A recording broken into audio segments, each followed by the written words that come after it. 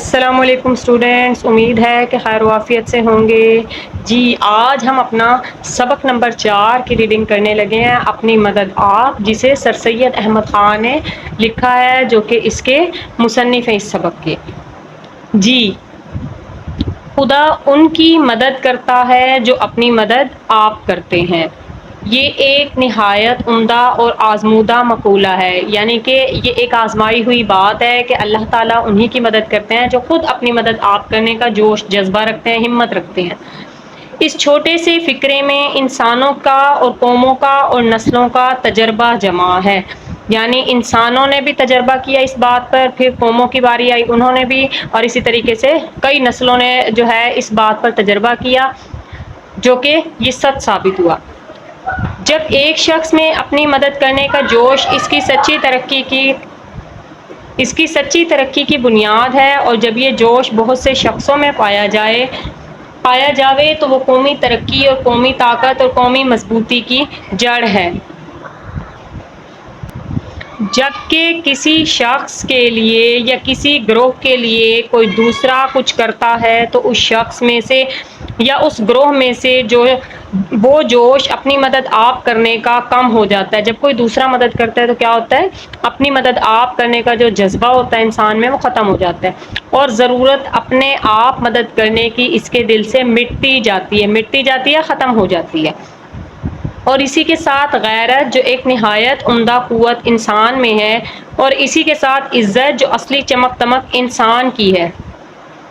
غیرت، self respect, یعنی کہ عزت نفس، یہ ایک عمدہ طاقت ہوتی ہے، عمدہ قوت ہوتی ہے انسان کی، اور اسی کے ساتھ عزت، جو اصلی چمک دمک انسان کی ہے، از خود جاتی رہتی ہے۔ اور جبکہ ایک قوم کا یہ حال ہو تو وہ دوسری قوموں کی آنکھ میں ذلیل اور بے غیرت اور بے عزت ہو جاتی ہے، اس کی کوئی قدر و منزلت نہیں رہتی۔ آدمی جس قدر کے دوسرے پر بھروسے کرتے جاتے ہیں، خواہ اپنی بھلائی اور اپنی ترقی کا بھروسہ گورنمنٹ پر ہی کیوں نہ ہو، وہ اسی قدر بے مدد اور بے عزت ہوتے جاتے ہیں۔ یہ ایک نیچر کا قاعدہ ہے، قدرتی طور پر ایک قاعدہ ہے، قانون ہے، کہ جیسا مجموعہ قوم کی چال چلن کا ہوتا ہے، اس کا رویہ ہوتا ہے، اس کا مزاج ہوتا ہے، اس کی عادات ہوتی ہیں، یقینی اس کے موافق، اس کے مطابق اور اسی کے مناسب حال گورنمنٹ ہوتی ہے۔ جس طرح کہ پانی خود اپنی پنسال میں آ جاتا ہے، پنسال پکانے کی جگہ، یعنی کہ پانی جو ہے جیسے کچن میں خود ہی آ جائے، اسی طرح عمدہ رعایا پر عمدہ حکومت ہوتی ہے، اور جاہل و خراب و ناتربیت یافتہ رعایا پر ویسی ہی اکھڑ حکومت کرنی پڑتی ہے۔ تمام تجربوں سے ثابت ہوا کہ کسی ملک کی خوبی و عمدگی اور قدر و منزلت بنسبت وہاں کی گورنمنٹ کے عمدہ ہونے کے زیادہ تر اس ملک کے رعایا کے چال چلن، اخلاق و عادات، تہذیب و شائستگی پر منحصر ہے۔ تہذیب و شائستگی اچھے اخلاق پر منحصر ہے۔ جیسے اچھے اخلاق، اچھے عادات و اطوار، چال چلن رعایا کا ہوگا تو گورنمنٹ بھی وہاں کی ویسی ہی ہوگی، کیونکہ قوم شخصی حالتوں کا مجموعہ ہے، اور ایک قوم کی تہذیب در حقیقت ان مرد و عورتوں بچوں کی شخصی ترقی ہے جن سے وہ قوم بنی ہے۔ شخصی سے مراد ہے ایک شخص۔ عزیز طلباء، اب ہم پیج 21 کی طرف آ گئے ہیں۔ قومی ترقی مجموعہ ہے شخصی محنت، شخصی عزت، شخصی ایمانداری، شخصی ہمدردی کا۔ اسی طرح قومی تنزل یعنی کہ قومی ترقی جو ہے وہ بلندی کی طرف جانا، اور تنزلی عروج سے زوال کی طرف آنا ہے۔ یہ مجموعہ ہے، یا یہ کس وجہ سے آتا ہے؟ شخصی سستی، شخصی بے عزتی، شخصی بے ایمانی، شخصی خود غرضی اور شخصی برائیوں کا۔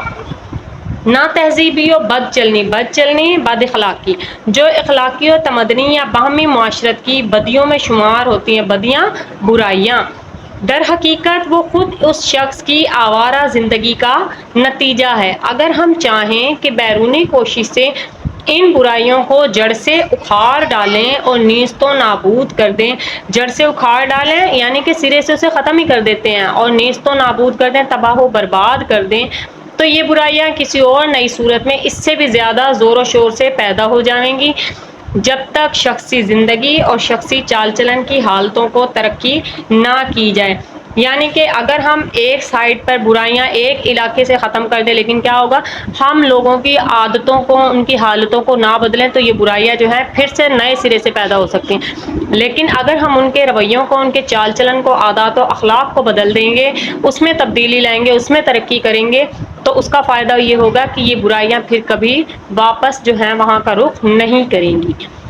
جی عزیز طلباء، اے میرے عزیز ہم وطنوں، اگر یہ رائے صحیح ہے تو اس کا یہ نتیجہ ہے کہ قوم کی سچی ہمدردی اور سچی خیر خواہی کرو، خیر خواہی بھلائی کرو. غور کرو کہ تمہاری قوم کی شخصی زندگی اور شخصی چال چلن کس طرح پر عمدہ ہو، یعنی کہ کس طریقے سے جو ہے تم اپنی قوم کی زندگی اور اس کے چال چلن کو بدل سکتے ہو تاکہ تم بھی ایک معزز قوم ہو. کیا جو طریقہ تعلیم و تربیت کا، بات چیت کا، وضع و لباس کا، وضع لباس لباس پہننے کا، بات چیت کرنے کا، سیر سپاٹے کا یعنی گھومنے پھرنے کا، شغل و اشغال کا، شغل و اشغال ان کے مشاغل کا تمہاری اولاد کے لیے، اس سے ان کے شخصی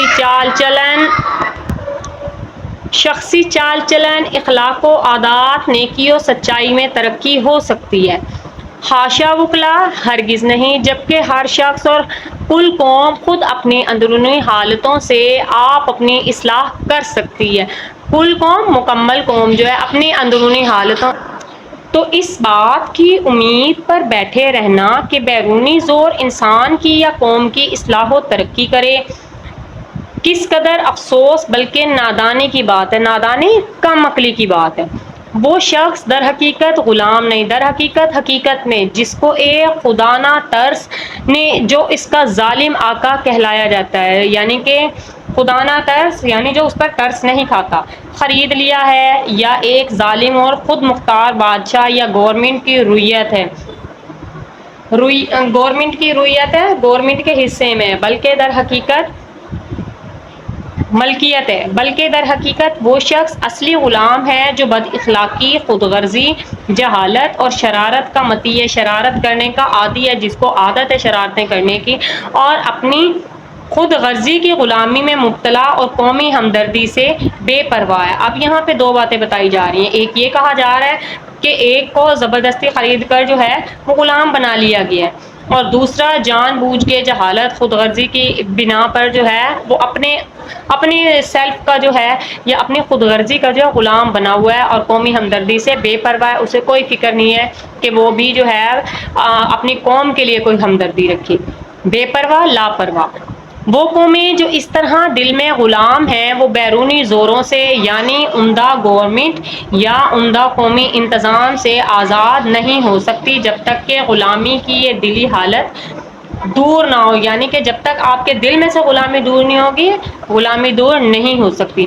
اصل یہ ہے جب تک انسانوں میں یہ خیال ہے کہ ہماری اصلاح و ترقی گورنمنٹ پر یا قوم کے عمدہ انتظام پر منحصر ہے، اس وقت تک کوئی مستقل اور برتاؤ میں آنے کے قابل نتیجہ اصلاح و ترقی کا قوم میں پیدا نہیں ہو سکتا.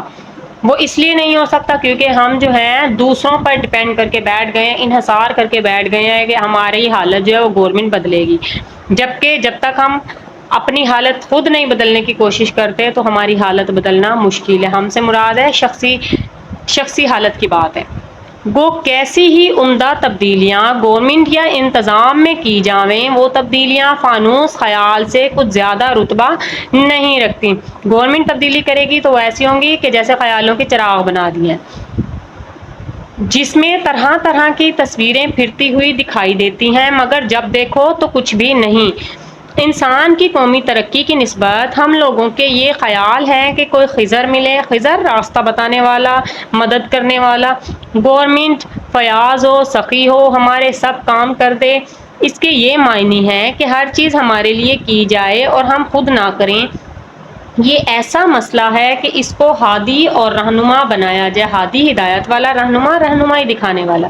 تو تمام قوم کی دل آزادی دل آزادی کو برباد کر دے اور آدمیوں کو انسان پرست بنا دے. دل آزادی، دلی آزادی یعنی کہ ان کی آزادی کو برباد کرے اور آدمیوں کو انسان پرست بنائے.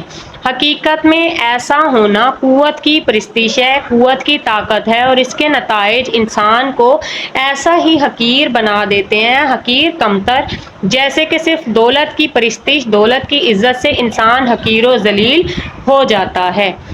بڑا سچا مسئلہ اور نہایت مضبوط جس سے دنیا کی معزز قوموں نے عزت پائی ہے وہ اپنی مدد آپ کرنا ہے. جس وقت لوگ اس کو اچھی طرح سمجھیں گے اور کام میں لائیں گے تو پھر خضر کو ڈھونڈنا بھول جائیں گے.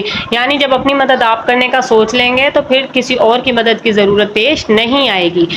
اوروں پر بھروسے سے اور اپنی مدد آپ، یہ دونوں اصول ایک دوسرے کے مخالف ہیں. پچھلا انسان کی بدیوں کو برباد کرتا ہے، پہلا خود انسان کو. جی آج ہمارا لیکچر جو ہے 21 پیج پہ مکمل ہوتا ہے. نیکسٹ 22 پیج کی ریڈنگ انشاءاللہ سوالات کے جوابات کے ساتھ ہوگی. اس کے ساتھ اپنا بہت سارا خیال رکھیے گا، دعاؤں میں یاد رکھیے گا. اللہ حافظ.